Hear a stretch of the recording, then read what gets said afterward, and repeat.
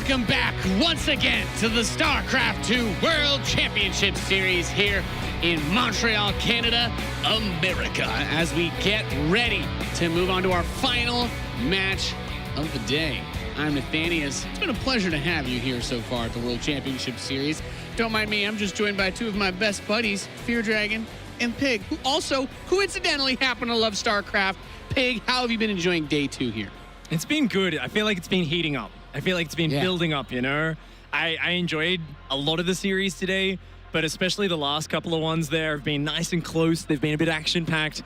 And it was cool to see Denver there bring out some, you know, some surprising strategies. Missed a few opportunities, but that's it. I mean, it's just kind of heating up, and everyone's had their eyes on this match. There's so much support for the young one. There's so much support for the veteran.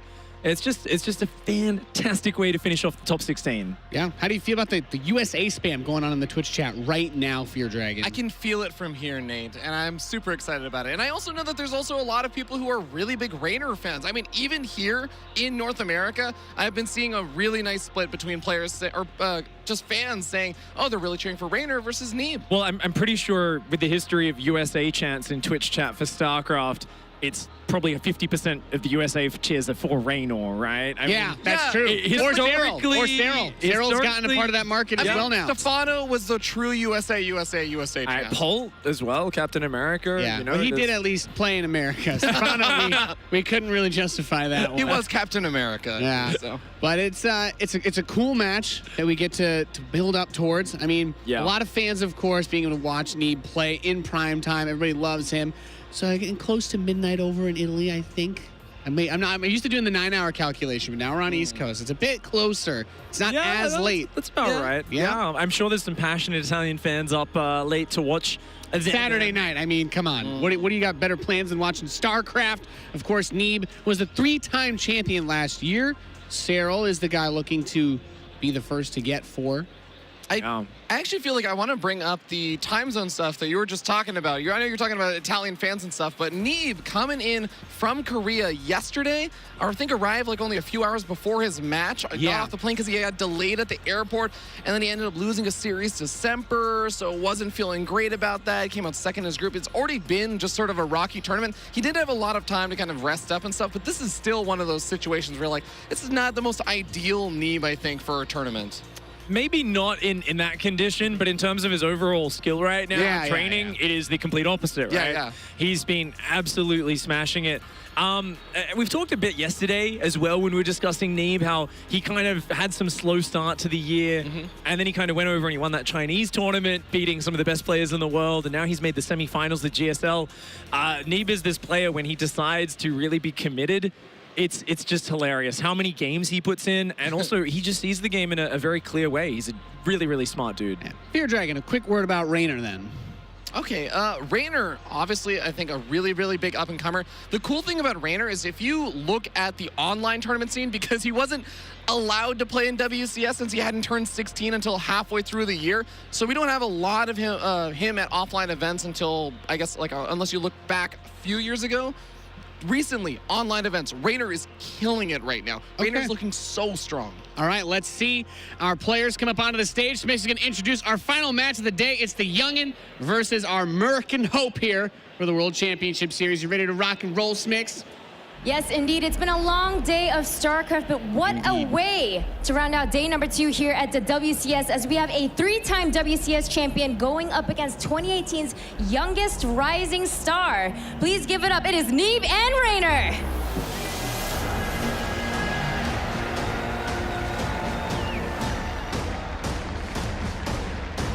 And so it came to pass that 2 of our foreign titans this year that have done a really good job of building up a lot of hype. Reynor, who had that top 8 at Valencia, now that he's finally eligible to play, also qualified, made it to top 16 of Code S. And Neeb, who just finished in the semifinals of this season of GSL Code S, a 3-time champion from last year. 2 players that really have a lot of StarCraft fans fired up, gentlemen. Yeah, we even saw Reynor face off against Neeb in the GSL, I think, at one point. So this is going to be a match that happened also not too long ago. It's going to be pretty interesting to see how things go. Yeah, Pig? Yeah, it's really cool because I just think back to Reynor, you know, it was over 2 years ago at Valencia when he got that surprise top 8 performance as a 14-year-old. So I've just been kind of watching him rise, and I'm very excited for the way he uses those Zerglings. He always seems to find a way in. One of the most active players with his unit compositions, and someone who's very exciting to watch because he does play very mobility, harassment-focused styles. He doesn't necessarily play quite as standard as other Zergs, and there's risks within the way he plays, but he's happy to take those risks because he likes a more mobile game where he can use his APM, his harassment, and his positioning to take advantage of his skill set. Yeah, I think a lot of people are really excited to see a fast-paced game here. Do we think that either of these players has a huge advantage over the other in any particular area of the game, maybe, if we think it's an even match?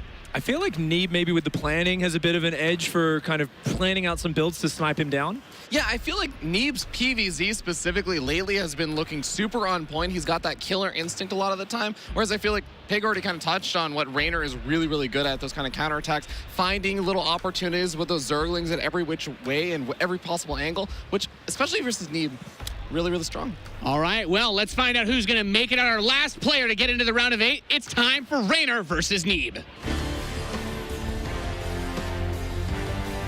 All right, ladies and gentlemen, it's the marquee matchup, the last one of the round of 16. Reynor, a young man just entering the WCS, goes over to Korea, makes a big splash, comes back over here in dominant form, going up against Neeb, a guy whose name is stamped all over 2017 and is looking to make his mark here as well. In the top right-hand side, out of Italy, it's the young person, Reynor.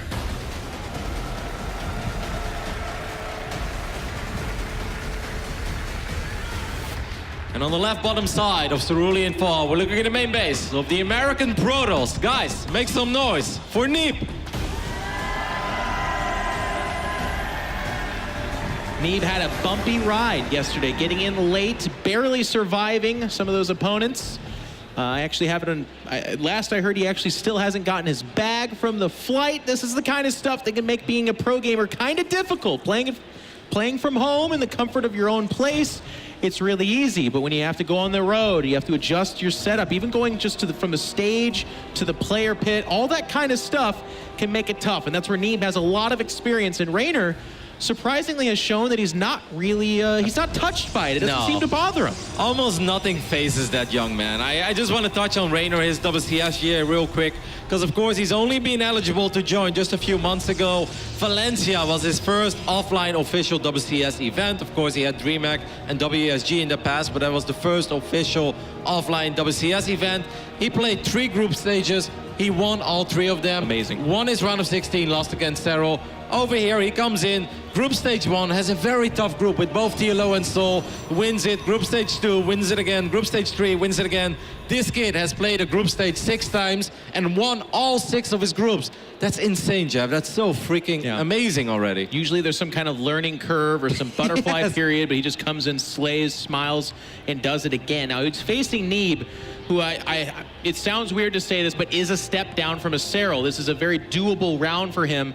In fact, Kevin, I overheard you kind of talking before this match. I think you favor Reynor here. Yes, and I know that will be a surprise to some people. Some people will call me nuts. Of course, Neeb just comes off one of the most impressive runs we've ever seen. Semi-finals in GSL Code S. That is absolutely amazing. He took out Rogue, and he did it in a dominating way. He even took out Reynor on his way. So obviously it sounds crazy to favor Reynor here. But I've just got that feeling. I have the feeling that Reynor was a little mentally crushed after he lost that series against Maru, especially that game 2, where I think we all know he was very far ahead. And I think he was just in a slump. He wasn't totally there, but I believe you're going to see a stronger Reynor today. And I really feel that Reynor has what it takes to push Neeb to the limit. Now, I'm not sleeping on Neeb. I see Neeb as one of the top dogs for this tournament. Yeah. But Reynor, for me, is one of the absolute top dogs next to Serral. Well, either way, it's going to be an absolutely amazing matchup. Whether you favor, Reynor or Neeb, it's not a bad pick. The only unfortunate thing is that this is a round of 16. One of these 2 players is not going to go on. But we will be seeing Neeb at BlizzCon, and actually, where does Reynor fall in the ranks? He needs to win it. Yeah, he's way behind. Yeah, obviously he couldn't collect any points during Leipzig and Austin, so it's just not a fair race. Now, Reynor winning this entire tournament, obviously that would be a ridiculous story. But I'm not going to say that that is impossible, Jeff. Like, he's not the favorite, but he is a very dangerous outsider, if you ask me. As dangerous as anyone is, that's not Cyril. And not to get too far ahead of ourselves, but tomorrow, Cyril will be facing Scarlet, who is the most recent foreigner, not only to really beat him in a full series, but also to give him the best run for his money. So it is going to be kind of a scary matchup in that round of 8 tomorrow. But that's then. This is now. Neeb is going to opt for a second Stargate. We've been seeing a lot of this. This is something that's kind of come in and out of the meta most recently. It's definitely one of the builds you can deploy in a best of 5. And Roddy, why do people keep going to the second Stargate? It's just awesome. Obviously, Phoenixes are great in controlling the map. You deny vision from Zerg, something that Zerg players have a lot. You are guaranteed to do economic damage. You'll always find a couple drones. With a little bit of luck, you find more Overlords. You find Queens on the other side of the map. And more importantly, you force out Spore Crawlers, which also hurts the Zerg economy. And in general, that's hard to accomplish with an Archon drop. Zerg players got so freaking good in knowing when to make a couple roaches. However, Phoenix is so fast, so mobile, and they're just guaranteed to do damage. Now, of course, the build does have downsizes as well. Or weaknesses. Kevin, you and I are on full cast mode right now. That was actually my next question. It's like, Kevin, that all sounds amazing, but what can go wrong? Now, it can be hard to go up to 3 bases. As you can see here, Phoenixes are not good in dealing with Zerglings. I love the adapt positioning, though, by Neeb, and he's got the Oracle to help out defensively as well. Whoa, that's not a good move, Neeb. No, that's going to be a dead Phoenix. I've got the high ground. But that's all you had. And that's rough. And I feel the Hydra then is quite quick as well. And one other problem when you open up double Stargate is that it's going to be a long game. Like, this is nice and good, though. You're going to control the pace of the game for a bit. But it's going to take a very long time before you have a very strong Immortal Archon ground composition. Saw a couple more Queens coming out. I'm still... I want this Nidus play to happen, but I don't think it will. No, there's no Nidus here. You don't think so? No, it's too risky as well. I mean, there's a chance he goes Hydra Nidus, but there's really no need to do so. Hydra Nidus Queen? Yeah. When you scout double Stargate, I think I agree with you ultimately that it is a bit too risky. It's a ladder play. Scout that early out. It's something that the people on ladder do against you and me. That's where I'm absolutely from. destroy us.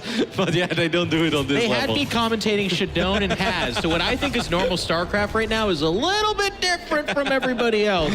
No, Reynor, I don't think it's going to be that crazy. Now, one thing I'm going to keep a close eye on is that a lot of people were very critical of Reynor in his game in the GSL when he went up against Neeb on Catalyst, I believe it was. And he was really stuck on his Hydra Ling Bane composition. Now, that has a lot to do with the defense against the Phoenixes. I am sure that if Reynor is okay with how this is going, and I think so far it is going more than okay, actually. Oh my goodness, Neeb, what are you doing? And he flew back over it, actually. Wow. Okay, well, I think that Reynor can play this out in so many different ways. Now he gets another one. Jeez Louise, this is a terrible, terrible start for Neeb. Yeah, they killed 6 drones and lost 6 Phoenix. It's absolutely horrendous. He's actually still making Phoenix, or I guess that's the residual kind of leftovers. You don't build into that anymore. You can't get back up to that count. But without those Phoenix to do all the things you were talking about, continuous economic damage, even threatening the attack across the map, this becomes a little bit scary. Phoenixes are very important in picking up reinforcements as well. These kind of attacks are normally not scary because you have 10, 12 Phoenixes picking up Hydras one by one. Is this too early? Well, this is very early, but with reinforcements, I actually don't hate this that much because how is Neeb going to engage his army, Jeff? Neeb really doesn't have much. If the Lings get stasis warded here, they're off creep. But this army is so weak of Neeb. It has there's nothing. It is Protoss, Kevin. He's going to kind of go forward. He hasn't made that Archon. A couple of weird mistakes here. And now he does jump on top of this, and these Hydras are going to try to retreat. It's just Lings behind that. They have a good base of firepower behind that, but all of a sudden the Lings are gone. The Zealots jump on top of it. And I knew I saw some trouble here as the Archons are going to reinforce, and those Hydras are thrown to the wind. Yeah, that was a good cleanup by Neeb indeed. That stasis helped a little bit, these couple Lings. But that wasn't the real army of Reynor, right? Reynor was producing a lot of units at home. He's still getting upgrades. Isn't it 3 base versus 3 base? No, it's 4. All right, well, yeah. We'll call that a baby base. No, I do agree with you that that attack was unnecessary. I didn't really think that Reynor was going to end up losing his Hydras, but he indeed kind of lost the majority of them. Maybe 1 or 2 survived.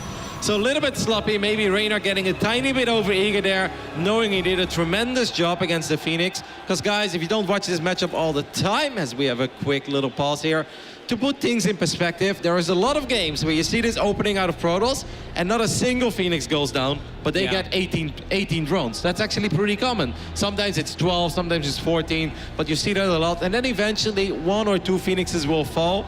losing 6 Phoenixes while only killing 6 drones is highly uncommon on terrible. This level. It's really, really bad. It's not as bad as what was thrown away by Reynor, but it's still, that was not good as well. So both these players kind of gifting each other another opportunity here. And just looking at the situation now, it is 3 going on 4 bases for Neeb against the 4 bases established here for our Zerg player. The problem I have for Reynor, by losing those Hydras, he's going to want to probably go into something like Lurkers or some other tech than just Hydraling Baneling right now. But Storm is already queued up. By the next time he attacks, he will be facing the composition, right? Immortal Archon, Storm, and all the fixings. It's going to be tough. Yeah, it's still, I don't know how high the Immortal count is. I think we're only looking at a single Immortal at this point, so it's going to take a little while. The game is ready to continue, guys, so no worries. Now, I am really curious to see if Reynor has changed up his play, because once again, in that one game in the GSL, he was a little too stubborn. He was very, very stuck on his Ling, Hydra, Bane composition. I am curious to see if we see a quicker Hive this time, or those Lurkers that you just mentioned, or what the ultimate game plan is here for Reynor. It's going to have to be something. He's going to go across the map here, and if you look at that production tab, it is still some drones coming out, but mostly army, and as I said, of course, 4 more drones queued up. And an infestation pit as well. Yep, so he will approach towards Hive Tech. Honestly, I really would have liked, we actually haven't seen a lot of Lurkers this tournament at all, at least on our main stream. I would have liked that here, but these Banelings kind of waddle in. They're undetected. Yep, no vision on this side either. It's going to be very hard for Neeb to save these workers. 11, 12 going down very quickly. At the same time, Reynor was perhaps looking for a cancel on that fort base. There are drones in the mix there as well. That's something we've seen pretty often in this tournament. Yeah, again, both these guys playing at the end of the day can be kind of a tough spot. Neeb came all the way over from Korea. So facing a little bit of jet lag, something that the Koreans had to do for years and years coming to tournaments. Top left hand, we have a big flank attack coming in here as well.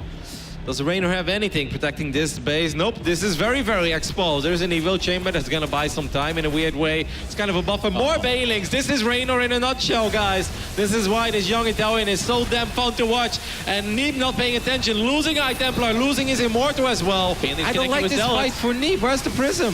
No, and it's not gonna be an overwhelming rout from the Zerg player, but it just trades really well. It got the Immortal, it got some Templar, forced some mistakes.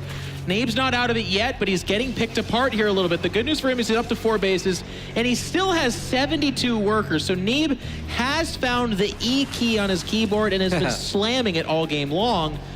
And the concern here is, again, we have a Spire coming up in a Hive, so it's going to be that Broodlord tech. But up until then, it's just Hydraling Baneling with not overly impressive upgrades. The Oracle gets picked off as well, and that's very painful, because once again, Neeb already has a hard time keeping track of this army of Reynor that's bouncing from left to right. Reynor gets an Archon. What does Neeb have there? Okay, Neeb left an Archon on the right side. I really like that, because these Banelings have already been annoying, but 2 Banelings will still get in, and will connect with 4 probes, which is pretty decent.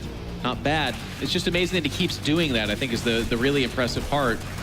Now, Reynor's trying to take a 5th base here to the left and just below that 3rd base, if you want to call it that. There's kind of Zealots running everywhere. They're getting picked up. Yeah. They're not very effective. Now, if Neeb can, of course, go up to 4 or 5 bases and get his own super high-tech units out as he's dropping a fleet beacon, that's not too bad. But if I'm Neeb, I'd be a little bit careful. Jeez. Neeb has thrown away so many Zealots. If you look at his army is actually not that big. I mean, it's just 69 army supply, 3 Immortals, 5 Archons. Now he's truly relying on those shield batteries, cannons, and of course, Storm. He is getting the part of the army that you want, though, right? Like, his Immortal count's not super high, like you said, but we are approaching the Broodlord tech, so it's actually kind of good that it's not too terribly high, I suppose.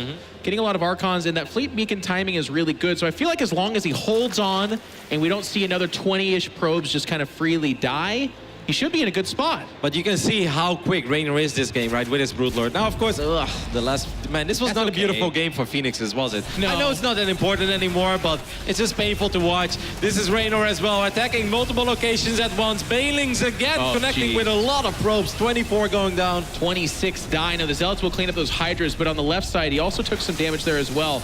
And the supply is now pretty heavily in favor of Reynor. It's not so much in the army. That's not where the separation is.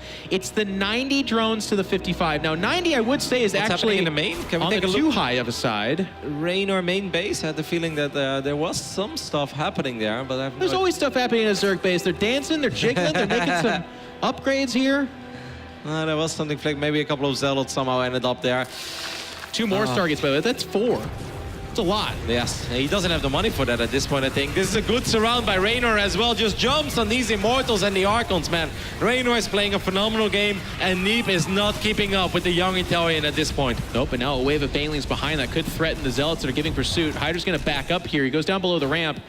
There has been multiple prong attacks, so if you're seeing some of these kind of mistakes, it's not like Neeb's completely asleep at the wheel. He's literally microing and fighting on two fronts. Yes. It's just that Reynor is over-executing. He's doing the better job of controlling.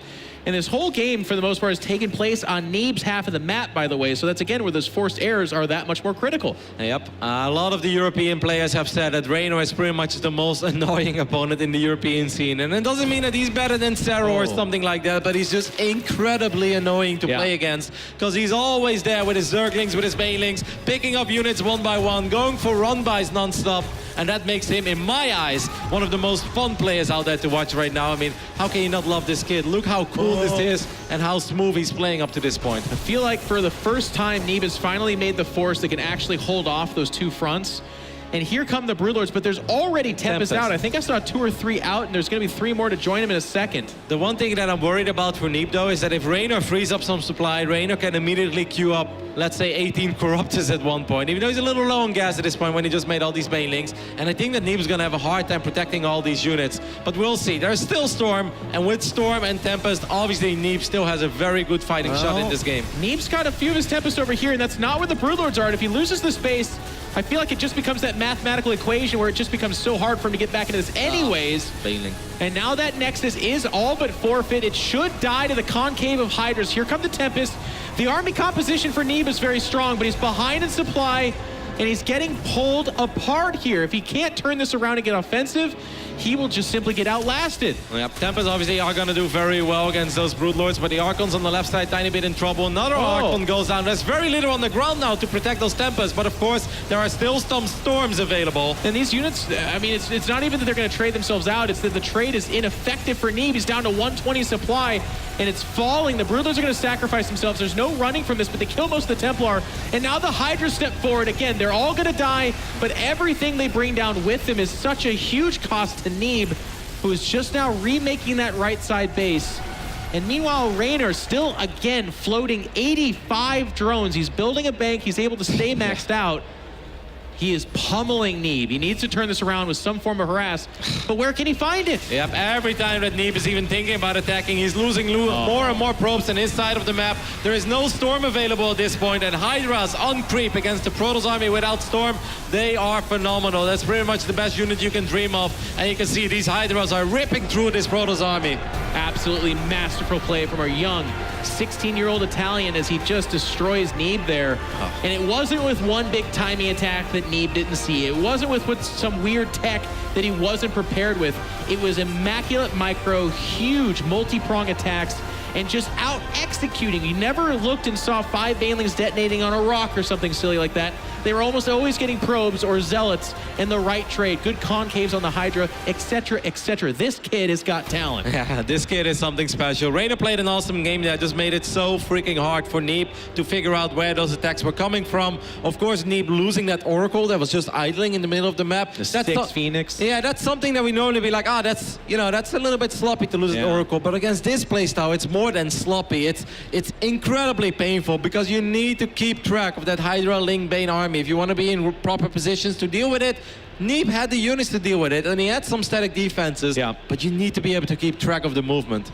Now, both these guys have sparred and trained in Korea a lot, so what I'm about to say is not like some big news flash to Neeb, but I will say one of Neeb's strengths I find is that he does adjust in the series pretty immediately. He's a lot like Cyril in that way, where if something seemed to work against him, he usually does a pretty good job of plugging that hole. And the good news for him is Reynor, again, didn't do something like completely out of the blue that just won cheaply.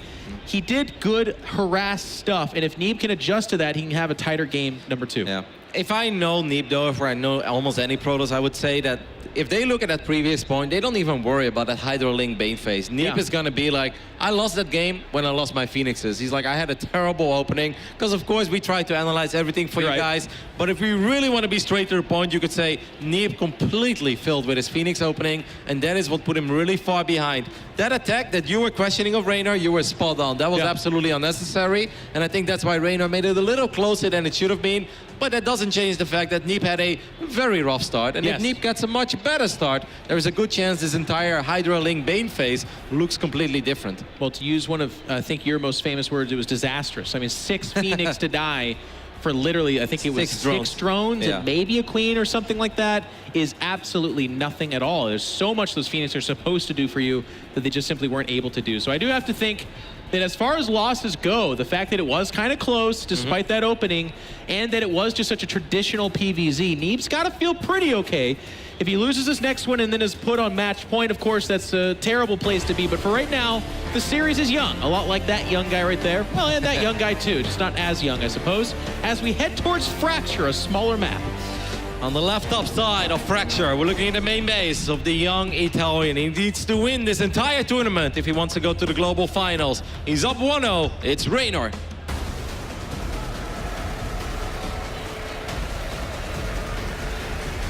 Pretty exciting times we live in with this young talent coming up and making waves. And speaking of talent, the bottom right-hand side from America, it's the Red Protoss, Neeb. Representing Ting, of course. His tried and true sponsor for a while now. Trying to go full NA as well. Why not? Ooh, look at Reynor. Gas pool before hedge. Now, I'm just a casual ladder guy, okay, Jeff? Okay, tell me. But if I scout this, all alarm bells go off, and I will not expand. I'm going to drop a defensive force. I'm like, oh my goodness, I'm getting all in. Now, of course, on this level, that's not necessarily true. Also, Neeb sent out his probe very early. You already said this is a very small map. Yep. So this could be just to annoy Reynor and just to block the hatch. And Reynor's like, if you do that, I'll just take the pool and gas a little bit sooner. But if you are Neeb, at this point, you have to be very careful because a lot of all-ins could hit you very quick and very hard, especially because this map is so small. Right? Just a few number of roaches turn into Ravagers, or even just the roaches themselves can pose a threat. We're going to kind of keep our eye. So there's some lings popping out. Are there 2 holes on the wall? Is on the top side as well? What? There might be. That's... Why? What? I'm so I confused. guess we'll have to wait and see for the Zerg player to show us. Could very well be the case. Like, this map is actually very easy to wall up. This is the easiest map to wall up. But yeah, I think he has 2 holes. I know, we'll see. We'll keep a close eye on it. Now, once again, we're going to keep a close eye on the production tab of Reynor because this is a very small map. You know, Jeff, you said something before this game started that you really feel that Neeb is obviously has grown as a player and is really good at analyzing his opponents and growing in a series. I totally agree with you. But to play devil's advocate a tiny bit, historically, Neeb is also a player that can truly fall apart in a best of 5, right? Sometimes if game 1 is bad and game 2 becomes even rougher, this is a Roddy wall, man. I don't know. Well, and it's going to be a Robo immediately, by the way, which is in and of itself kind of a weird tech. He's also oversaturating the gas. He does correct that. So Neeb a little bit shaky here right now. I hate this kind of stuff. Having 2 links in my base early on as a Protoss, like you're forced to pull probes like this really messes up your build order. I would say Protoss build orders are maybe not as tight as Terran build orders, but this kind of stuff is very annoying. So he does complete the wall with the Robo on the north side there. So I guess he's okay. And in the end, this turns into a normal wall. But very strange. The Robo's pretty quick. I don't think it's Archon drop. Because the Death gets inside the main base, but it misfires, so it's actually going to have to just settle for scouting. Doesn't get anything. I mean, fires at 2 different drones. No probes were lost, ultimately, by the way, by the Lings. No, that's nice, but mining time has been lost. Okay. This is a good map to maybe just make 2 Immortals and a Prism, or even a single Immortal and a Prism, and run to the other side of the map with a couple of gateway units. Isn't it? Reasonable. No, I guess not. Nothing crazy. Just a meager 10. I think he was forced Baker's dozen. He was forced to make those links because of the adapts, right? And if Neeb would say, what? That's very no! Oh my goodness! What is going on? But now there is not enough DPS to save this adapt. Okay, the Immortal does spawn in time. Otherwise, that would have been very painful. But losing a sentry was.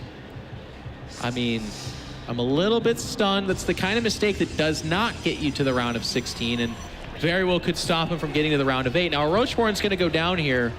And behind this, is there a lair? I did not see the lair in production, but I was mostly just staring blankly with my jaw on the floor. Okay, so no. Not yet. I think that Neeb is, Reynor is obviously a tiny bit concerned about what he's scouting, because this is not a very common opening, guys. Look at this. How often do you see Robo into just a couple of gateways? Forge, 2 gateways? Like, what does the Forge do here? +1. Yeah, you start +1, but it like the mega fast Robo, is he just going to do a 2-base Sentry Immortal timing attack? Soul Train. I mean, he's getting additional sentries. Which makes a small map, I guess? Yeah, which makes losing those sentries earlier even more painful. But one of the main reasons, if you guys haven't watched StarCraft that round, is just to be, of course, debuilt in the early years. The main reason this is not that popular anymore is the Ravager. Cross Bow is absolutely fantastic. Ravager against lane. force fields. Yep, and obviously dropping those cross bows in the middle of a pack of sentries is amazing as well. I don't know, He man. might get another Sentry. And he does. 2 sentries for about 6 lings. It looks like he's going to take a third off of this, and it's just some kind of different opening here. There is a couple ramps leading into the natural in the third.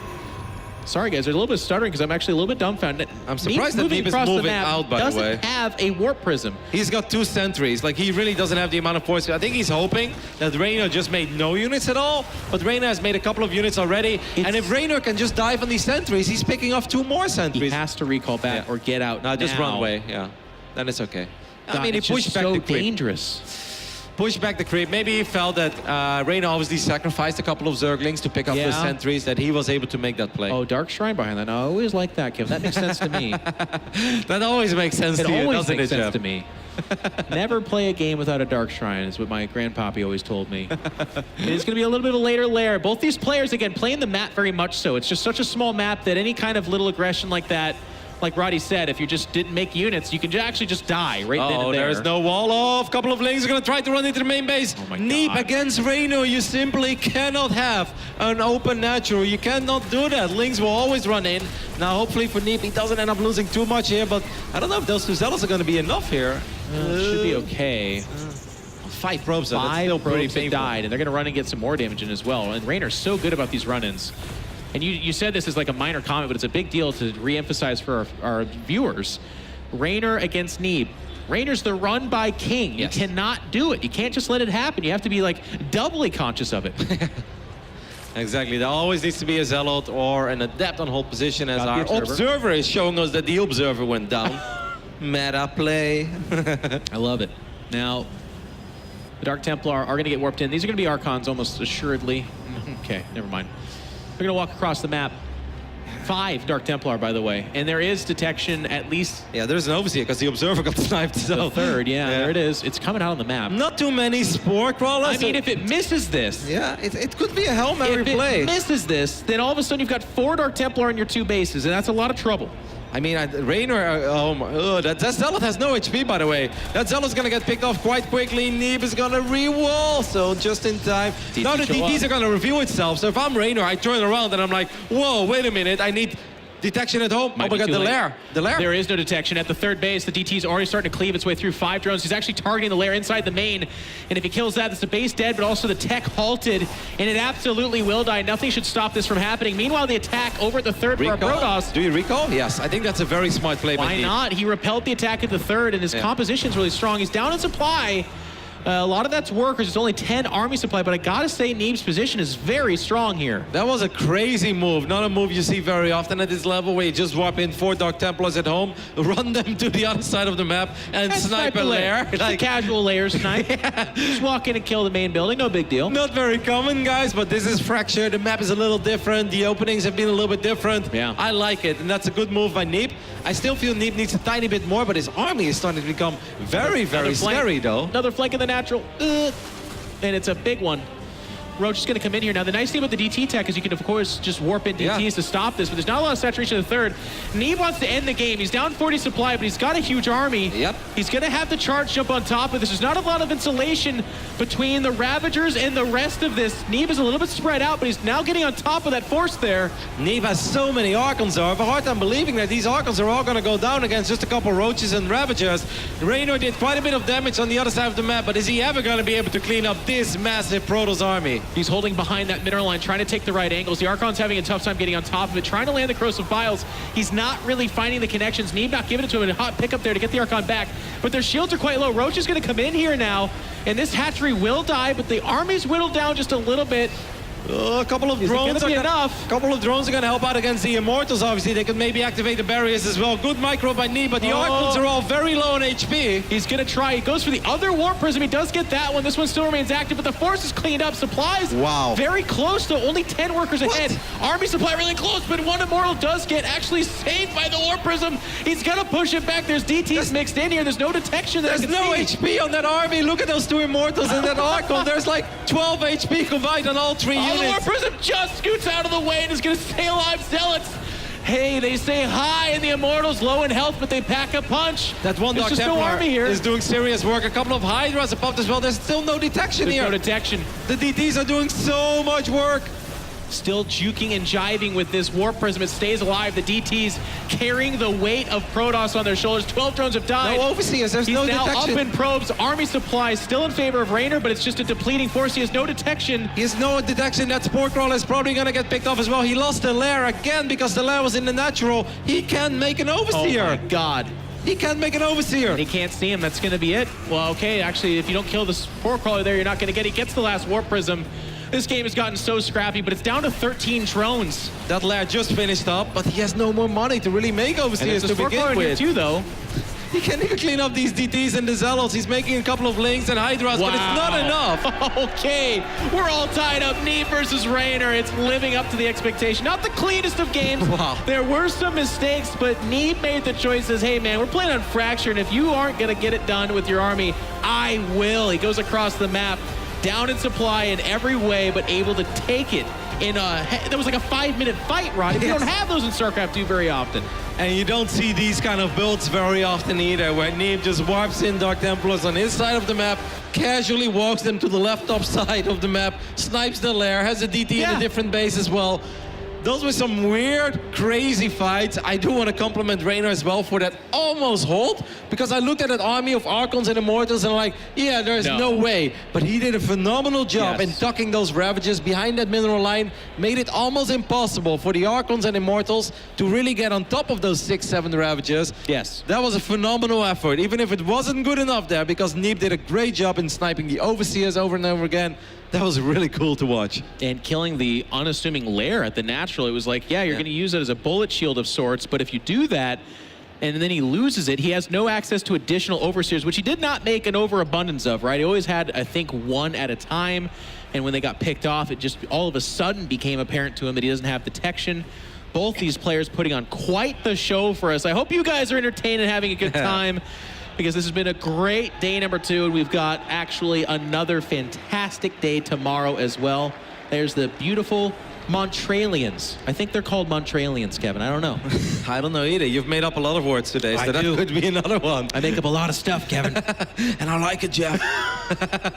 Really gets me going at the end of the day. I'm excited to see where Game 3 is going to take us. The map is going to be played on Acid Plant. Now, obviously, that's a pretty straightforward, fair map, I would say, in this matchup. Both players have an insane amount of experience on it. I think all pros love Acid Plant. It's a good one. I feel game number 1, obviously, Neeb was a little bit out of it. Losing those Phoenixes put him pretty far behind. Game 2, it was weird. It was different, but it definitely was very fun. And still some of those mistakes from Neeb, which, by the way, it's kind of funny because I think that's always been a pretty big part. I think back to even 2017, it's not like Neeb was this machine that never made mistakes. It's just that he was so much better pretty much in every stat category than everybody else. He would have some sloppy games, he'd have some weird games, but he would probably beat you in the series. We've just been a little bit spoiled this year because you watch Cyril play, and a mistake is so rare that you notice it because it almost never happens. I saw Cyril play today and I was like, wow. Balin connect with more than 2 lanes. Wow. It's like, oh my goodness, he's in trouble. He's making mistakes. Wow, those drones, after they were split against the Balings, they did not go back to mining immediately. I was like, he's off his game now. Of course, in the end, he did win.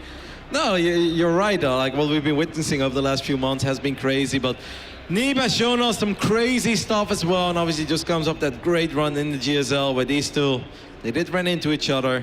But once again, I really felt that was a Reynor that was a little bit upset, a Reynor that wasn't totally there, and you can't blame him. He's such a young player. He was inches away from potentially getting the biggest upset of the year if he would have 2-0'd Maru. That'd be amazing. In the GSL round of 16, so obviously it's hard to recollect yourself after that and staying calm and composed. But this tournament, Reynor's here to battle. And so far, he's been having a great run in this tourney. But this man is going to try to stop him. And they're taking a look at Reynor's computer right now. A loss screen popped up after that last game, and he was asking the admins what the heck that was. So they're going to kind of try to explain to him what it's like to lose a game of StarCraft. But you know, the other thing's amazing about him too is that it's how fast, and like you were saying earlier, how immediately he became good. Because it's not like Reynor's like, I picked up StarCraft when I turned 16. No, he's been playing for a couple of years. He hasn't been old enough to compete in the WCS, but he's always been pretty good. But it's like when he hit 16, he accelerated. He's like, oh, I can compete now? Well, it turns out I'm a top-tier world-class player. Hey, there you go. Yeah, we've asked him about that a little bit, and Reynor said, like, yeah, I always felt I was good. Obviously, when I hit Grandmaster League, I thought it was cool, and then I just thought that this was my level for a while. He's like, but then I kept playing, and suddenly I reached 7K MMR, and I was like, I'm really good at it. It's like, yeah. Isn't it nice when you kind of just ease into discovering you're an amazing talent? I know, right? All right, asset plan. Here we go, guys. For game 3 between these two awesome StarCraft 2 players. In the right bottom side, the main base of the 16-year-old Italian stallion. It's Reynor.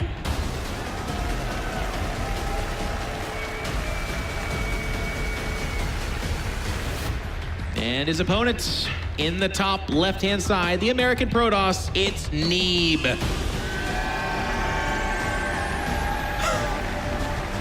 A look of determination on his face. He knows he's in a battle for his life. This is a tough one. In the round of 16, you could have got some what you might call softer matchups, but this one is the marquee one for a reason.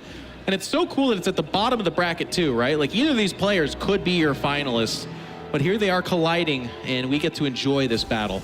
I mean, the winner of this series goes up against Utermo in the quarterfinals. Which is another amazing That is just an amazing match tomorrow. Of course, guys, tomorrow we're going to play the entire tournament. We're going to play all 4 quarterfinals, the 2 semis, and we're going to end it with the final. So 7 series of StarCraft 2 tomorrow. Very, very excited for it. We're going to have a lot of fun.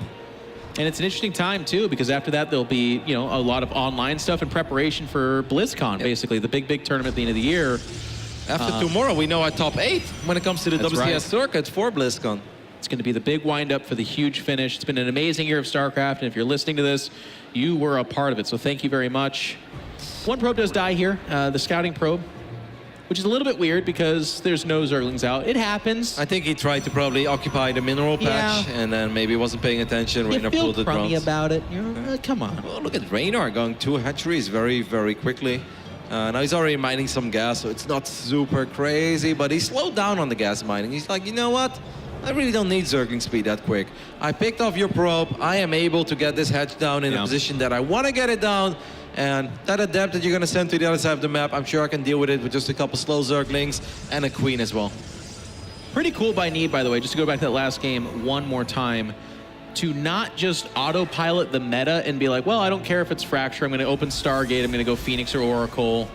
Both players very aware of the size of the map and the play style of the map. Even if Fracture is one of the more rare maps to play on, and I did sense a little bit of freestyling happening there, they played to the map, and for Neeb it worked out really well, but only just so. Now, on this map, as Rotterdam was saying, it's a much more common map. It's something we've seen quite a bit of, so you're going to see more of the meta style. I anticipate Hydraling Baneling perhaps from Reynor, but certainly that Stargate, at least from Neeb, and we'll see where that forks off to after that. I'm curious to see if we're going to see more double Stargate coming out of Neeb. Now, obviously, he's one of the Protosses that has been using it quite a bit over the last few months, but after that first game, I'd be nervous, man. If it's just not your day with the Phoenixes, then maybe you should just let it go, right? Because Cerulean Fall did not look pretty. I think he's going to let this Shade finish up. No. Not in that spot, I guess. If he would have tucked himself in between the mineral patches, I wouldn't have hated it.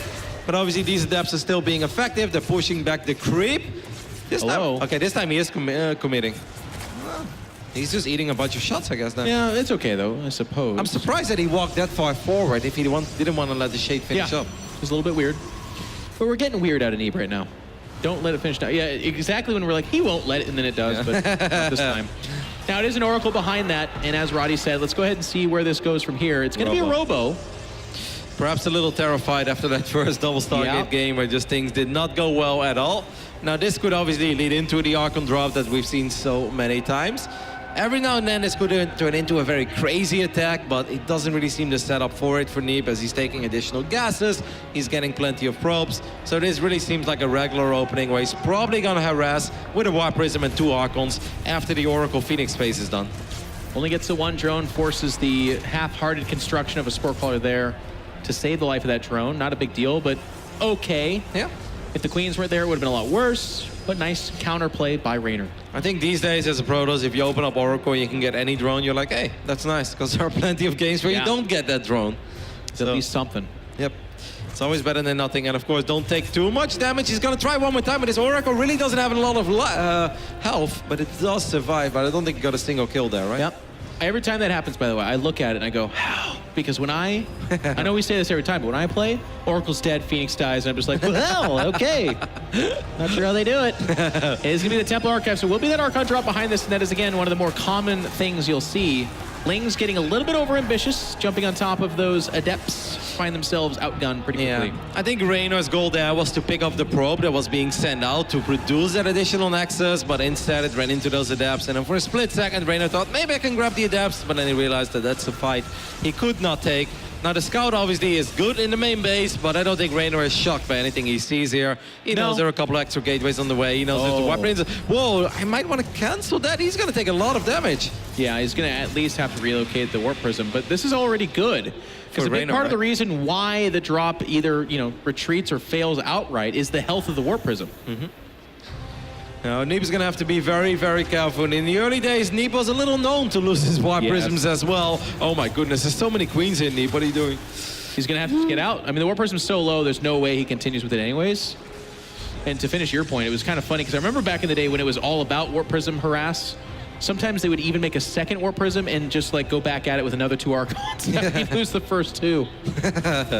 He's going to pick off a couple of creep tumors here. This is obviously not a fight he could take. Now, Neeb is still here. He's going to try his luck in the main base. He's regenerating shields now, so I don't hate it that much. I hated it more before when he had 0 shield. Oh my goodness. Do you hate it yet, Kevin? I hate it a lot. He could recall.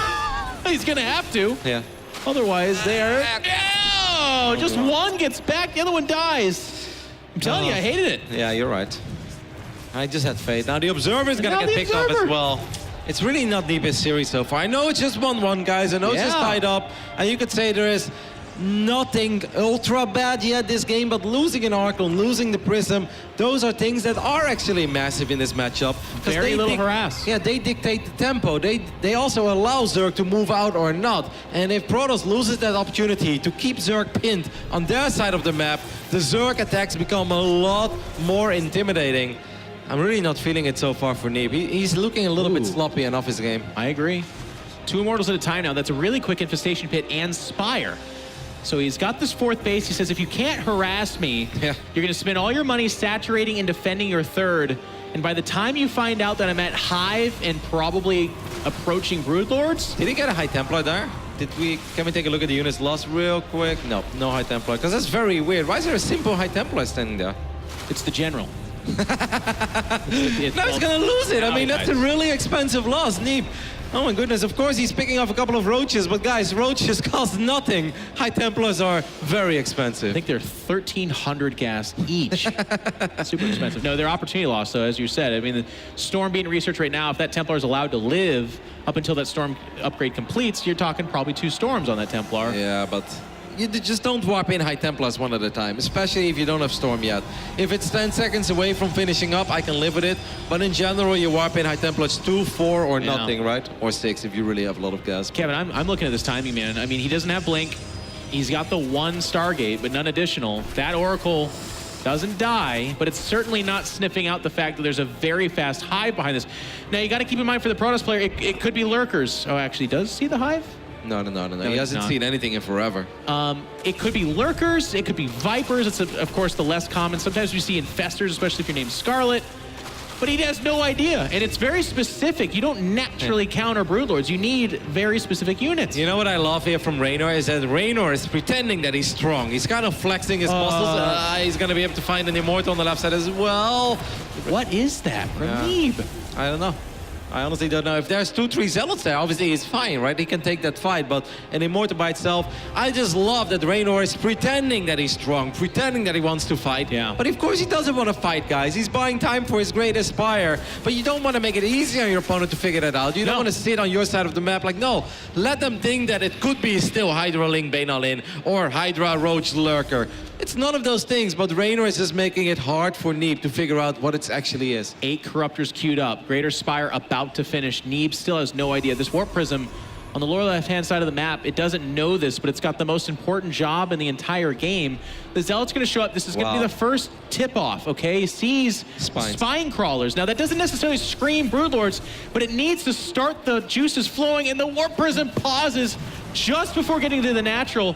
Now, the Corruptors have to tip this off. He has to say, whoa, and there's that fleet beacon immediately going down. And I will say, by the way, that's way too late. It did it actually at the Spine Crawlers. So Neeb, very smart, but yeah, it might be too late, as Roddy says. It's also, I mean, something I say very often, if things are too good to be true, they usually are. And if it's that easy to survive against Hydra Roach, you know something else is happening, right? Because there are no lurkers running in from every angle. You're just sitting there casually. You know your opponent is transitioning already. I mean, Neeb is throwing up extra Stargaze, the fleet beacon. There's Broodlords behind this. He needs some miraculous boost here. He needs to outmaneuver the army of Reynor. That's his only shot. He has to kill this base and recall back. He actually can't get more.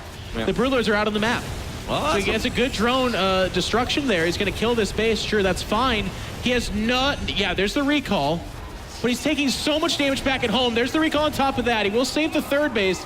The natural is in shambles, and he did lose the Cybernetic core, which he's not remaking just yet. He kills that base, but loses the Zealots he left behind. That's nice storm there. Yeah, I love that storm. Kind of in front of the army as well, so the entire army ran through it. If I'm Reynor here, I go for the fleet beacon. I would ignore that robo. Yeah. That robo is really not that important. The fleet beacon is a really juicy target there. Instead, now he's going to settle for some workers.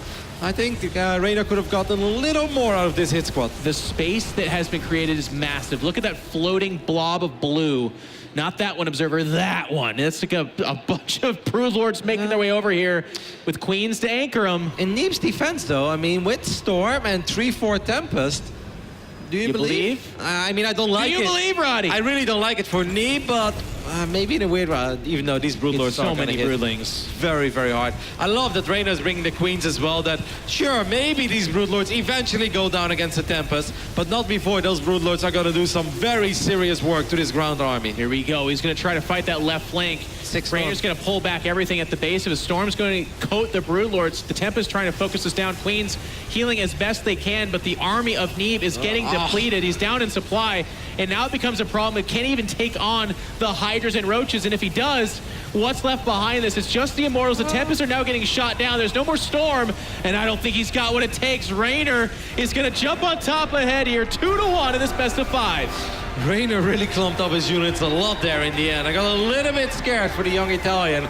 because I don't think that was the most beautiful spread on the Broodlords and the Hydras, but maybe he just felt, you know, time is on the essence here. I don't want to wait any longer. I don't want to go against the Protoss with 5 or 6 Storms and 5 or 6 Tempests. Let's just go right now. Even if this is not the prettiest fight, it's the fight that I want, and it's the fight that's going to win me the game. I want to compliment Reynor for all the things he did right, but it's also important to tell the other side of this best of 5, and that is that Neeb is just not really looking on point so far. Not so far. So we're going to head into a quick little break here. Hopefully both these players can take their breath as we go into the last stages, of this best of 5. We'll be right back in a couple of minutes.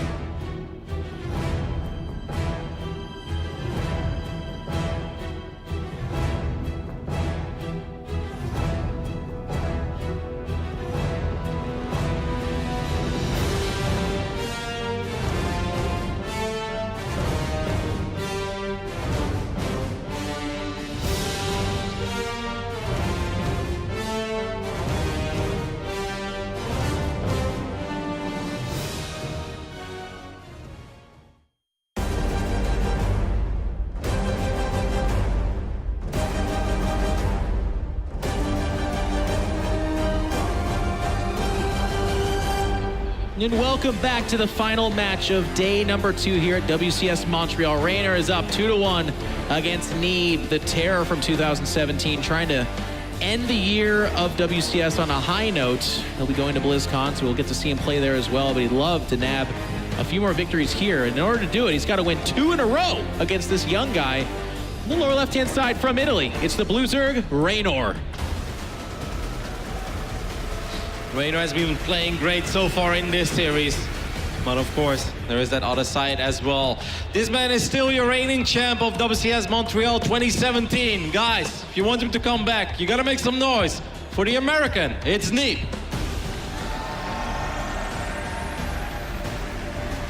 And I think it is just simply worth noting, for the purpose of the series, Neeb is just not executing at the level we're used to with him. Obviously, he's had a rough travel schedule. He was just in the GSL semifinals only a few days ago.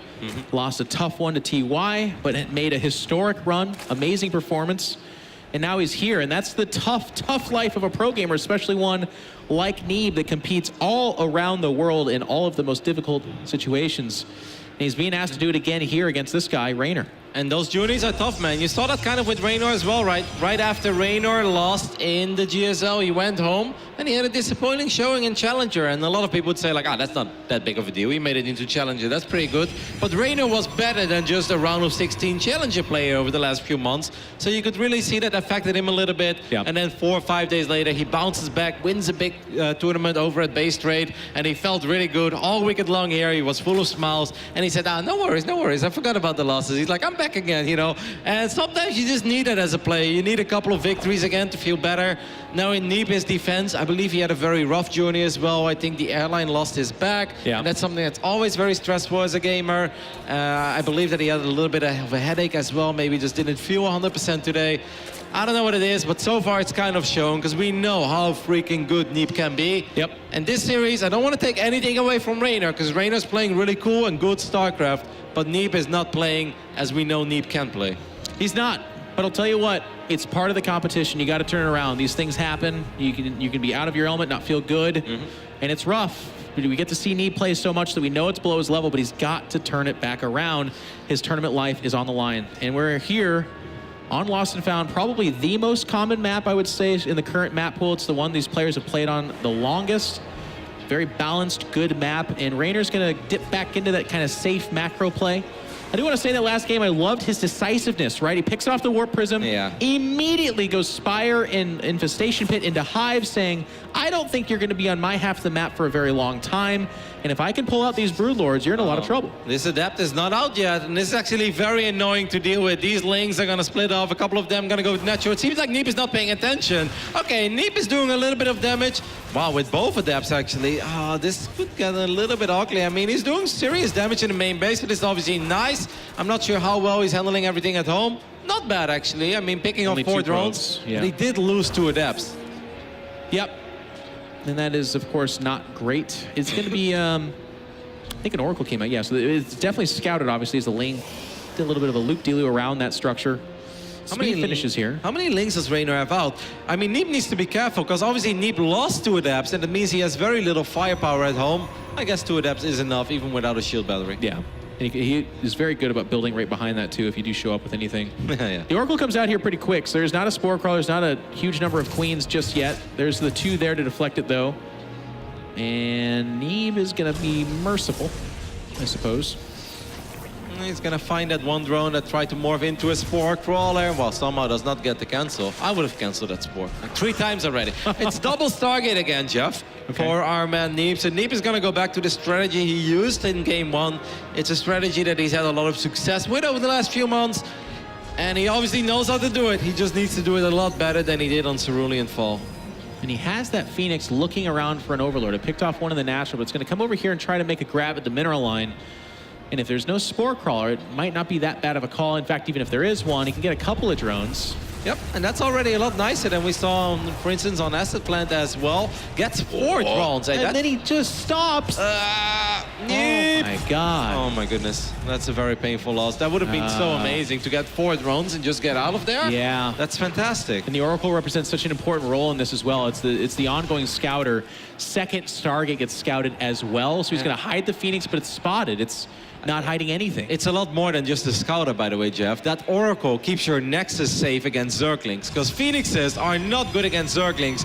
Now, Neeb can be very, very fortunate that Reynor didn't go for some sort of a weird +1 melee build here. That's not even that weird, actually. If he would have done it without an Oracle, you need to rebuild it immediately, otherwise you simply cannot keep that Nexus alive. Now, Reynor's links were a tiny bit out of position, so it's not as bad as it could have been, but once again, these are not mistakes you're allowed to make in this phase of the competition. Especially since it's not, well, okay-ish. Could have been worse, he says. Anyways, the Oracle didn't die off of like a bad choice to go back and try to grab another drone or something like that. It died because he didn't click far enough out of the base. And those are the kind of mistakes you just don't make at this level. So I feel bad because we are berating this point quite a bit, but it's worth noting Neeb is that kind of a player. He won 3 WCS championships last year, which is the record, unless, well, Sarah, who's tied it so far, can make a 4th one here. Now, Neeb is going to go double robo behind this. He's going to go in one more time with the Phoenixes. So far, I don't think he has lost a Phoenix yet. That's okay. And that's actually very, well, maybe one here. No, it doesn't. Okay, well done there by Neeb. Did a serious amount of drone damage. 15 drones already this game. Of course, a couple of the Adepts, a couple of the Oracle, but that's still nice economic damage. So besides the Oracle, this really wasn't all that bad. Especially since it was scouted, by the way. Keep that in mind. Like, immediately the Hydrogen went down. Immediately Spore Crawlers and additional Queens. So Neeb's able to get that work in despite the fact that it was known. Now, behind this, it's double Robo.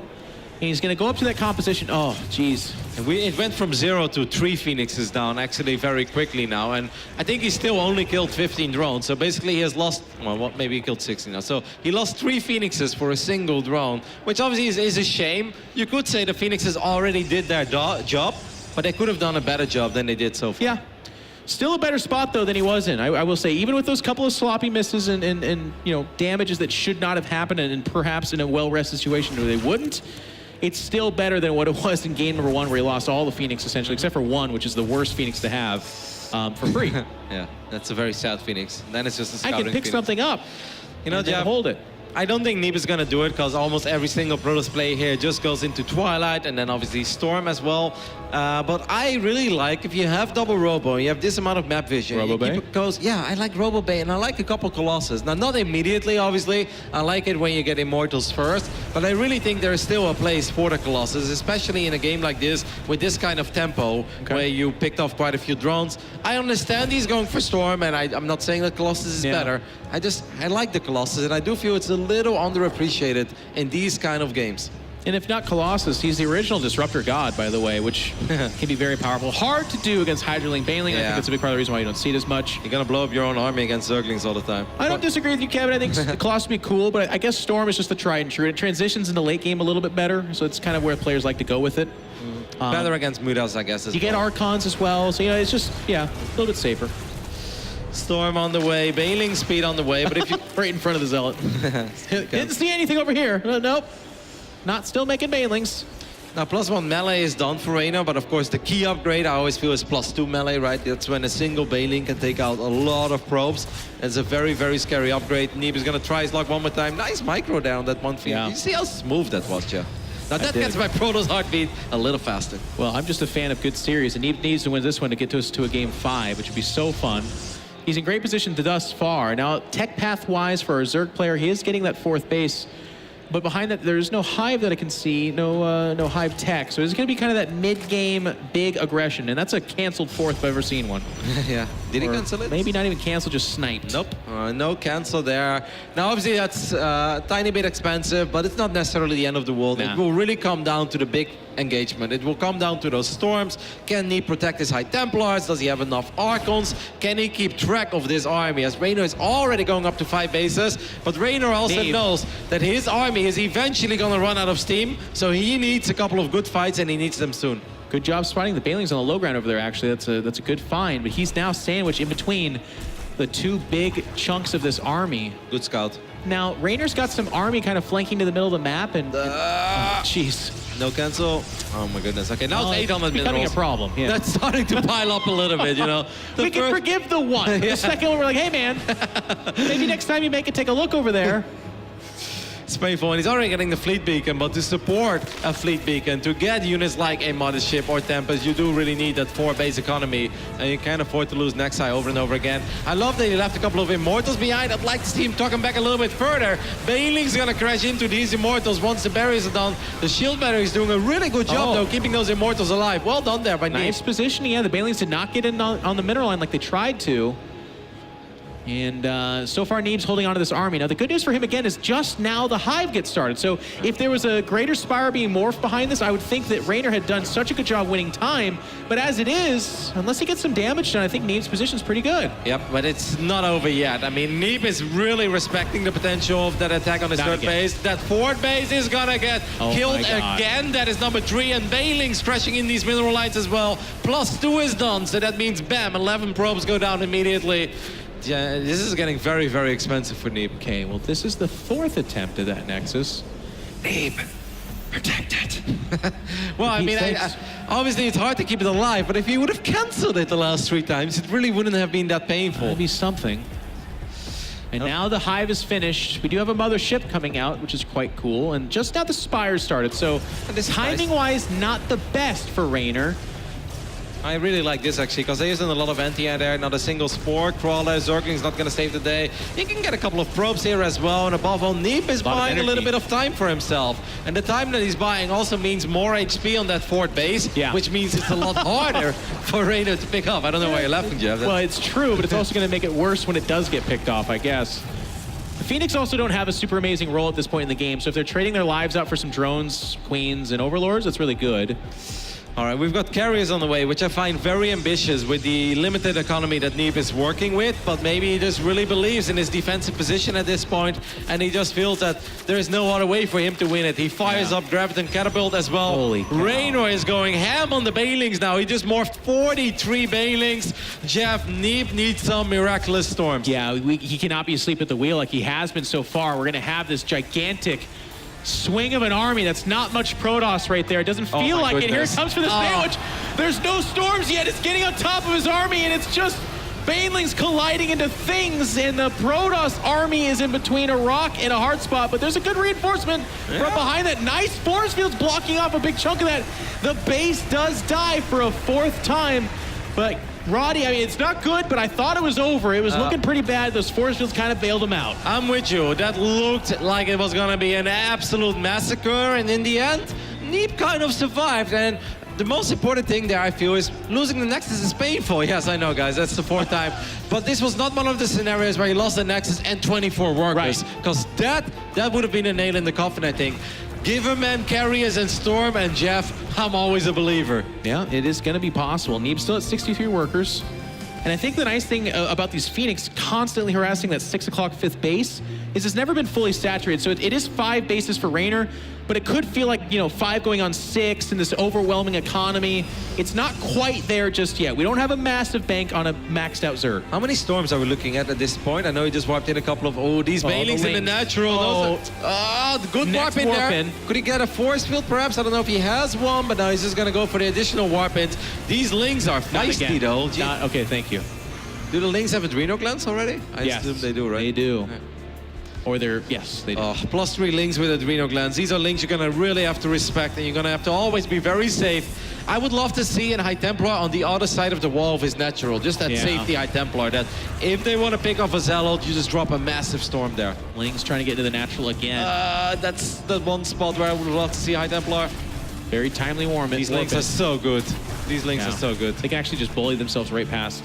And he's not paying attention. Banelings showing up at the 3rd. There's Neeb. He does pull at the last second, but these Banelings are so lethal. Still, 19 probes have died. And he's down to 44 workers between these 4 bases. And that's where it gets really painful. Carriers are amazing, but carriers are units that really rely on upgrades as well. And +1 carriers, that's something you have to worry about as a Zerg, but I don't find it that intimidating. I don't find it that unkillable. I like the Archon count. I will say I like the Archon count. If the Corruptors try to jump on top of these carriers, they can get absolutely destroyed by those Archons. And again, with the counterattack, you really have to leave behind cannons or something if you're going to go out against Reynor. If Neeb wants to leave, he's gonna... Oh my goodness. It just died for free!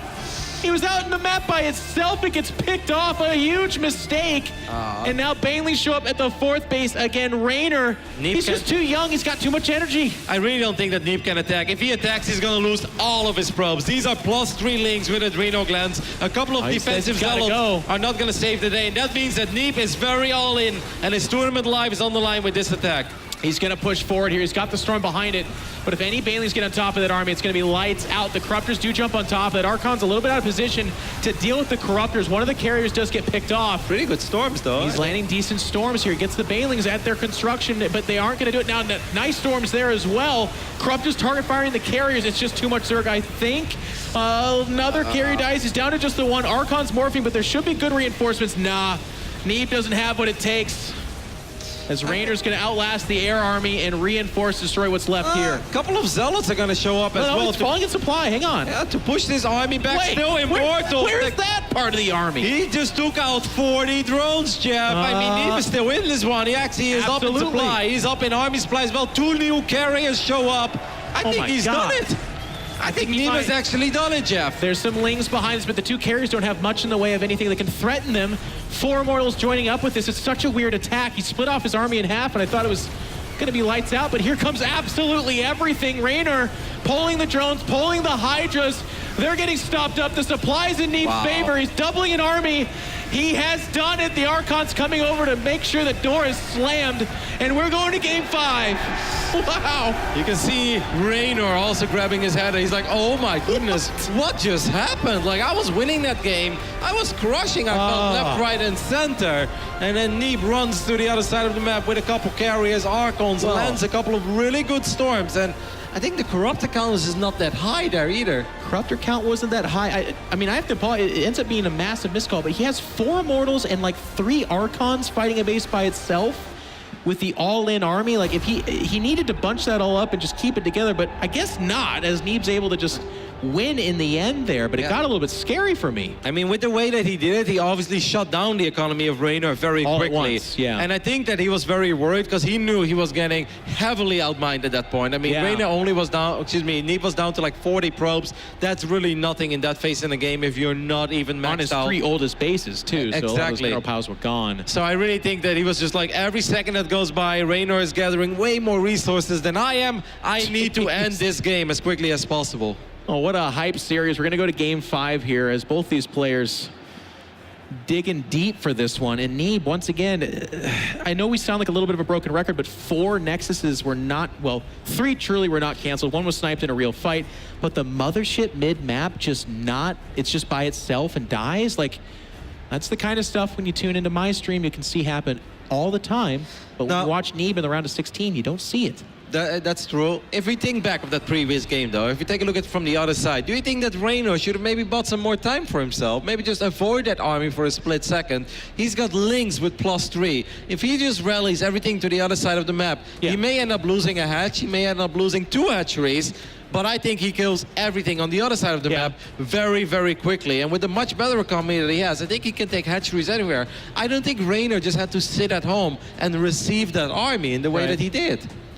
Yeah, I mean, that's definitely an option. I feel like there's a lot of places we can go with that. Any number of Vipers whatsoever, abducting key parts of that army into the Hydra Ball. Could have won it there as well. Going for Broodlord's maybe not the best call. But either way, we're here. It's game number 5 as the series is tied 2 apiece. And starting in the lower left-hand side, it's our blue Zerg from Italy, Reynor. What a treat to watch this guy compete here at WCS. And on the right top side, the man that won 3 WCS stops in 2017. Montreal, make some noise for Neeb. It's a testament to how good Neeb is that he's made some of these mistakes. What are you chuckling at? The cheerful. It said, brother, you want to go meltdown tonight? I love you guys. You guys are awesome. There's a meltdown here? Yeah, they've got very cool. We went there, I think, it was last year as well, and I think the year before. Very fun. A lot of StarCraft fans went there, watched a couple of the games. Really, really good stuff. Well, very nice. And now what does Neeb do? I have to think, for me, as we are on Blue Shift, this is still a normal-ish map. It's obviously not super large. I think does it qualify as the medium-sized ones that they... I mean, let me break it down for you, Jeff. This is one of those maps out there where sometimes you see long games and sometimes you see short games, but it could also be in the middle. Tasteless, is that you? I guess my point is I think he's going to do the Stargate possibly into double Stargate because that seems to be his comfort zone. It's something he did in the previous game. That doesn't mean he's necessarily not going to do it again. 2 out of 4 games. But it's absolutely possible. You're still on that meme. All right. I'm sorry. No, you're spot on. I think I'm with you. But this map is not that big. But then again, you could say that double Stargate is very safe. If you don't lose that Oracle, in general, it is very safe. I mean, that is the good news for Neeb. He's like, if I can just do my normal build without massive mistakes, I guess I win this series. Yeah. Because even with the massive mistakes, he's still, won. I do have to laugh, though, because the 2 wins by Neeb were the, like, oh no shoves, where you're like, oh my God, I'm way behind. I have to attack. And then you win. Because the other side of that story is, oh no, I have to attack, and you die. Like, it literally goes down to just that in that moment. We'll keep a close eye on the build orders here in Game 5. I don't mind double Stargate on Blue Shift. Okay. But I have the feeling it's going to be a little bit more similar to what we saw on Acid Plant, where he follows it up with obviously the Archons and the Warp Prism. Then hopefully this time he doesn't warp in the High Templars in front of 2 Queens. Because it all started with that, right? Yes. Once it starts with that Warp Prism eating the first 5 or 6 shots, just the rest becomes so much easier to defend for the Zerg. This Adept looks like it's not going to finish inside that mineral line. I do like, in the end of the day, I like the start in the previous game for Neeb, where Neeb was picking off 4 drones and Reynor picked off 2 probes. Okay, this time the link count is a little bit higher, and now this actually becomes rather intimidating for Neeb.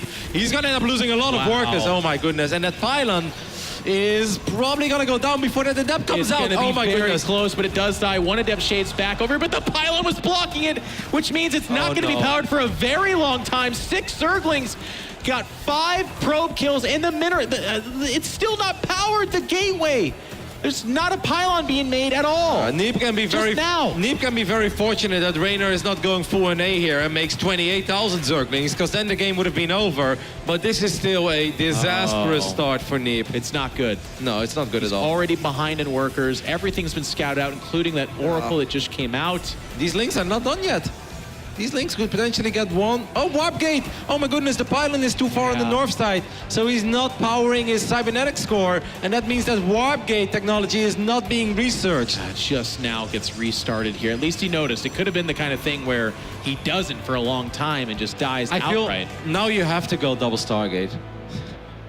Because, like, you can't really rely on any sort of Warp Gate stuff. It's just too late, right? Like, obviously, you can never play a Twilight build here unless you go straight into Archons, because you have some extra time for that, but I don't know. Well, it's going to be a big question. Can Neeb dig himself out of this? He's down 7 workers, and at this stage, that's not common. You don't usually trail like that This is not good either. He really doesn't have a lot of units. Losing these 2 Adepts, Jeff, that makes it so much harder for Neeb to go up to 3 bases. He barely has any units. Yeah, those were the ones that he used for that. He still has the Oracle, which can guard a Nexus if he can. I feel terrible. He still has the Oracle, and then it dies. No, it's not going to die, but it definitely took a lot of damage. Oh my goodness, Neeb has been putting himself in a pretty bad position here in Game 5. So far, no second Stargate, nothing, by the way. There's no Robo. He's just rebuilding probes that he lost, I suppose. And look at Reynor. Reynor is firing up 14 links. He's like, hey, I know how this went.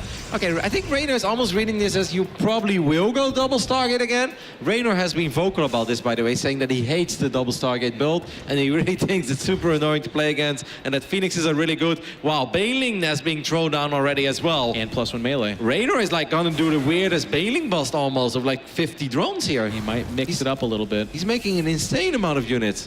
If Neeb reads this correctly, I would say you could stay on 2 bases, but I mean, you could say that 20 lings coming out. This is not good for Neeb. I mean, he really doesn't have much at home. This Adept attack is really not going to achieve much at all. Where's that shade going? Did he shade defensively? No. Yes. Yep. Back home. Lings will not get in here, but it's Lings. It's all Lings behind this. Now, the good news for Neeb... Did he scout the Baneling Nest, guys? Can we take a look? He's not making a 3rd yet. Did Neeb see the Baneling Nest? The Lings are hitting at the natural, by the way. Does not. And they get a lot of the Adepts. They actually shade back. No, forward. And that's actually kind of good. He sees that there's a ton of links coming. I guess he would have known anyways. Need to re-wall, though. The biggest problem here, I feel, for Neeb is that he doesn't have a lot of firepower at home. Where's that Oracle? All right, the Oracles show up, and the Oracles are going to save the day. I feel at this point it's not that bad anymore for Neeb, because Reynor, this is almost a little similar to what he did against Maru, made an insane amount of units in the face of the game where he technically didn't really have to. And if you ask me, Neeb is completely back into this game, Jeff. Like, I'm not loving Neeb's position. No. But I also don't hate it as much as I did a minute or two ago. Oh, okay. Hello. Get back inside the wall, boys. Had he started a third and it got canceled, that kind of damage, I would say it's really good for Reynor, but none of that happened. That's what Reynor was trying to look for, obviously. Good shade there by Neeb. Might end up losing an Adept or two, of course, against these Links. 3 Adepts actually go down, but a couple of Links went down as well. But Neeb could potentially go for a 2-base attack here. Yeah. Because the lair was very late for Reynor, because he made so many Zerglings. The lair was very late. There's like 7 or 8 gates in total? Yes. With charge, gonna be done by the time you get there. A couple of Archons. This Neeb is just gonna put all of his eggs in one basket here, but I'm kind of liking the way that that basket looks. Now he does drop a Nexus. Reynor's up to 1,300 minerals. I think he saved all his larvae. Yeah, there it is. 10, 20 roaches-ish. Coming out with speed. If this attack hits with that finished, which it will, it's going to be a problem. This is going to be really interesting because I have the feeling Neeb wants to attack, but at the same time I have the feeling that Reynor wants to attack. Both players want to attack each other. Gets the sentry there. That's very nice. The Link's going to get the wraparound. These Links do have +1 melee. And once again, Reynor is going to get a cancel on one of these Nexi. Well, at least it was a cancel this time. The Oracle is spotting this out, and they will see the production of roaches, so Neeb is informed. You do not do a charge lot Archon attack into that kind of a composition. I just don't think you do it. No, I think I'm with you. And obviously now Reynor is like, okay, you saw all my roaches, so I guess now I drone up again. Yeah. I think for both players this is a tiny bit awkward, because I think Neeb was really eager to attack after losing quite a few probes and seeing the amount of units that Reynor made. But now he's like, okay, well, I can't really attack into that. If I do attack into that, you're just going to kite me into oblivion. I'm going to lose my Archons one by one. Reynor's getting Baneling speed and a lot of Lings behind this. Yeah, but he's also been droning up, though, right? Like, he's at 65 drones now, so I feel that it's not a crazy all-in or something. Kevin, it's coming. Look.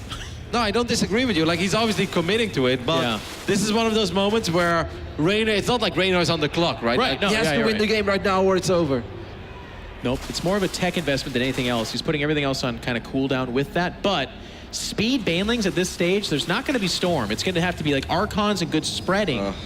If they connect with the Zealots at all, he's going to the round of 8. Yeah, Neeb hasn't built a probe in like the last 2.5 minutes of this game. I mean, he's still at 48. This was the 48 that okay, now the Links are going to get the wraparound here again. But I think that this is a tell for Reynor as well, even though a couple probes will get transferred. These Links don't have +2 yet. Reynor is going to save the day, I think, right? I think Neeb saved the Nexus. Yeah, excuse me, Neeb. And he's now chasing back this army. That was a lot of Zerglings as well. That young Reynor just lost. Careful with the War Prism. There is a couple Queens here in the front. That Phoenix takes quite a bit of damage. It's really important the Prism lives. Edge of the creep. The Archons are very strong here. There's not that many Banelings, actually, that I could see. He's making only 4 there, 10, 12. He's got a handful of them. They're good. But if they don't connect now, the Ravager at the front lines here, a little bit of a sloppy engagement from Reynor. He's trying to buy time for the Banelings. And more Banelings coming in from the south side. Those were good Corrosive Vials. Can the Banelings connect with the Zealots over there on the north side? Seems like the answer is yes. And now I really like it for the Italian. And he's going to clamp down on top of this. The range units of the Zerg is just jumping on top of those Archons. Their health getting depleted. There's no Zealots to support this. Where's the reinforcements? But the Immortals all stay alive, and that fire base behind us, very powerful. With the Zerglings coming in, is it too much of a buffer? The Immortals still getting held back. They're falling back. But where's the reinforcements? He's up to 1,300 minerals. Neeb is just not warping in units. I think he was afraid to put his Prism in phase mode, right? Like, because then obviously Corrosive Ball can take it out, and he needed that Prism to micro the Immortals. I think Neeb did a great job there microing, but yes, couldn't spend his money. Yeah. He did do a little bit of economic damage, so, I mean, if Neeb spends his money now, army-wise, it actually doesn't look that bad, Jeff. He's got to spend his money right now, and he cannot have those Banelings connect once more. I do like this. There's no anti-air here. So he's actually, even just with the one Oracle, going to be able to be annoying and chase this back and buy time, Roddy. He needs that time. The Banelings have +2. This Nexus is still a little bit low on health, of course, as well. These Banelings can actually straight up blow up the Nexus. I love the Links. He's distracting Neeb. Banelings going to roll forward. He gets another Nexus. That was a slick maneuver by Reynor. Absolutely annihilates that third base, excuse me, there. And Neeb falls back on, again, just the same composition. There is no Storm to follow, so he's going to remake that Nexus. You know, the biggest deal here, Jeff, normally this is not even the end of the world for Protoss, right? You're down 25, 30 supply, but if, oh my goodness. If you have Storm, it's not that bad, but often Protoss has +2 already, sometimes even +3 on the way. Right now, you're looking at +2 melee against Immortals and Archons with no upgrades, and that is not a beautiful position to be in as a Protoss player. And Neeb's going to do his swan song. He's battling it out like the warrior that he is, but he has just outgunned the War Prism, taking it in the face, and with it, Neeb is going to fall 3-2 to this young man from Italy. Reynor advances to the round of 8. What a showing by the young guy. Back-to-back quarterfinals for Reynor. His very first WCS event was Valencia 2 months ago, made it to the quarterfinals, and he does it again here. He gets his revenge on Neeb after Neeb eliminated him from the GSL. This time it's young Reynor advancing to the round of 8. What a great run so far for him already, Jeff. Fantastic series by both these players, but you got to be excited about the guy with the gigantic smile on that stage, living the dream of a young StarCraft 2 pro gamer. And he's going to meet with Smix, and I want to hear from him soon. There's Neeb, unfortunately not going to advance, but we'll see him at BlizzCon as one of the fan favorites. He, of course, has collected enough WCS points over the year, and we are still going to see him at the end of the year. Very excited for it. But for now, let's hear from Reynor as he's on stage with Sue. Thank you very much, guys. Congratulations, Reynor. At your second WCS event ever, you make back-to-back quarterfinals, but not just that, you do so taking down a 3-time WCS champion in a best-of-5. I mean, what does that even feel like? It feels really good, even though I'm a bit sad for Neeb because I'm really sure he could have done really good. So, but it feels really good, especially because I'm quite confident against Terran now, and I only have Terran, so I'm really happy. I was looking at your match history against Neeb, and 3 weeks ago you played him in the GSL, and back then it was a 2-0 loss, and 3 weeks later you play him here on the Montreal stage, and you take the win in a best-of-5. So in 3 weeks, what's changed? I think just after the Maru game, the one that I threw, and even the one that he proxied me, I was a bit sad, and I wasn't there with my brain, so I played really bad. But now I think I played better, so I'm happy. One last question about this series. I saw that after the loss that you had on Lost and Found, you looked very, very disappointed. You were in the lead for most of that map, so what do you think happened to let that map slip away? I keep losing so many games like this. I had most of the game, but then they attack me and I die, so it's really like I was ahead and I knew that, so I was really sad after that map, and I was a bit concerned because I didn't really like the next map, so I'm happy that it worked out in the end though. It worked out indeed, and now you'll be moving forward. You're playing Euthermal, and I know you said you're very confident against Terran. Does that mean you're already looking forward all the way to the Grand Finals? Yeah.